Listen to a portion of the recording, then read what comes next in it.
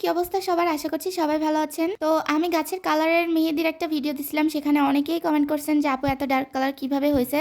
তো আজকের ভিডিওতে আমি সেটা শেয়ার করব যে এত ডার্ক কালার কিভাবে হয়েছে। ভিডিওটা স্কিপ না করে অবশ্যই সম্পূর্ণ দেখবেন। প্রথমেই আমি এখানে গাছের মেহেদিটাকে সুন্দর করে ব্লেন্ড করে নিছি এবং এর মধ্যে দিছি হচ্ছে একটু লেবু আর একটু চিনি।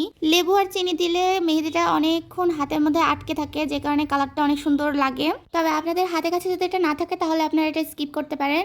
আর আমাদের মেইন জিনিসটাই হচ্ছে এখানে চুন আর সোডা। আর আমি এই দুটা সামান্য অল্প অল্প করে নিছি, নিয়ে সুন্দর মতো পানি দিয়ে মিক্স করে নিচ্ছি। নেওয়ার পরে এটা আমি আমার সবগুলো আঙ্গুলের উপর লাগাই নিব।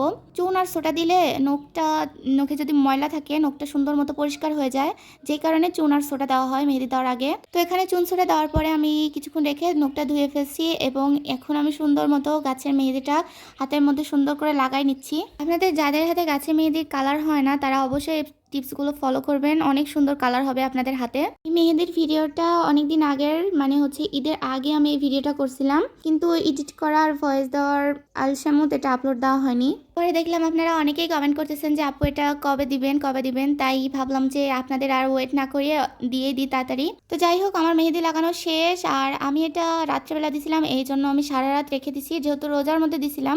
তাই আমি যখন সেহরি খাইতে উঠছি তখনই আমি এটা উঠাইছিলাম। দেখেন একদম শুকায় গেছে।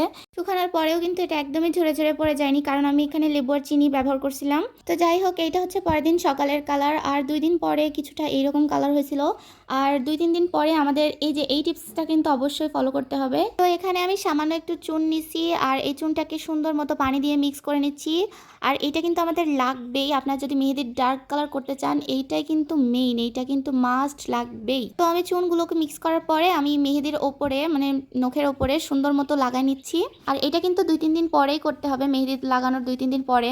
তো এটা আমি সবগুলো আঙ্গুলে সুন্দরভাবে, কোনো জায়গায় ফাঁকা রাখবো না, সুন্দরভাবে এটা লাগাবো। লাগানোর পরে শুকায় গেলে কিছুক্ষণ শুকানোর পরে ধুয়ে ফেলবো। আর দেখেন ধোয়ার পরে এত পরিমাণে ডার্ক কালার আসছে, জাস্ট কালারটা দেখেন নখের।